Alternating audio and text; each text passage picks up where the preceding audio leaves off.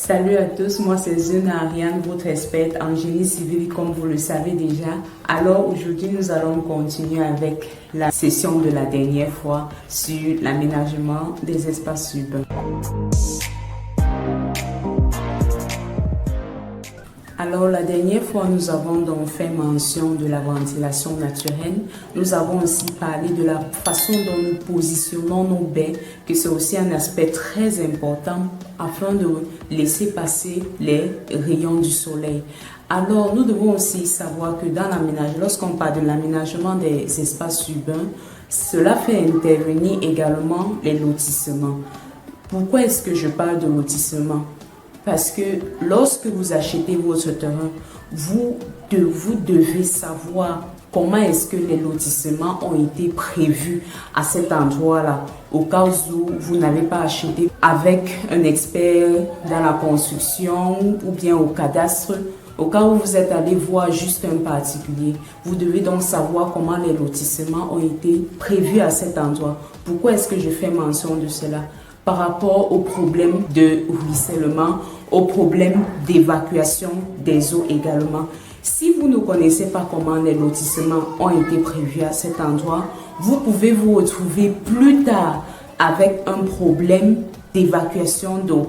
Par exemple, vous pouvez vous retrouver à un carrefour où lorsque les eaux torrentielles arrivent, les eaux torrentielles se rencontrent au niveau de l'endroit où vous avez peut-être effectué votre barrière, se rencontrent au niveau de l'endroit où vous avez construit votre maison. Donc du coup, votre maison se trouve peut-être à un point de chute ou bien votre maison se trouve à un endroit où les eaux torrentielles se rencontrent avant de se déverser donc dans les caniveaux. Alors si vous vous trouvez donc sur ce type de terrain, sur cette zone-là, vous voyez donc que vous aurez des difficultés. Raison pour laquelle, avant de construire, donc, vous devez prendre en compte la façon dont les lotissements ont été prévus à cet endroit. Si vous ne prenez pas cela en compte, vous allez soit mal évacuer les eaux qui sortent de votre maison, soit les caniveaux que vous allez faire ne serviront pratiquement à rien parce que vous allez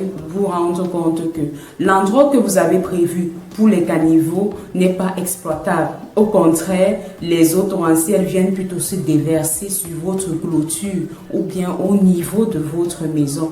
Raison pour laquelle c'est un aspect très important également à prendre en considération lorsque vous faites la construction de votre maison.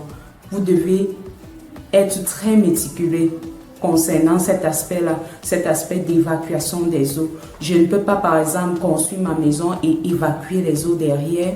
Pourtant, je sais qu'il y a un lotissement derrière et le lotissement qui a été prévu, ça a été fait peut-être en parallèle, de telle sorte que celui qui viendra construire juste derrière moi, il viendra donc bloquer la sortie des eaux de chez moi. Et ce n'est que normal parce qu'il ne faut pas donc que ces eaux-là le gênent.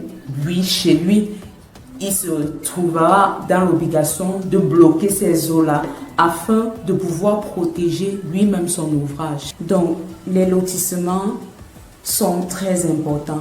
Ce qui nous renvoie encore à notre thème de départ qui est l'urbanisme. C'est un aspect très important à prendre en compte lorsque nous faisons notre construction.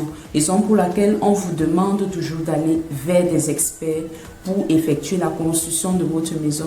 Vous devez avoir connaissance du plan d'urbanisme à cet endroit-là où vous voulez construire pour éviter ce genre de désagréments. Je vous remercie. Nous allons donc continuer la prochaine fois. N'oubliez pas donc de vous abonner, de liker, de nous contacter via l'adresse en description en cas de besoin. Nous sommes là et disponibles.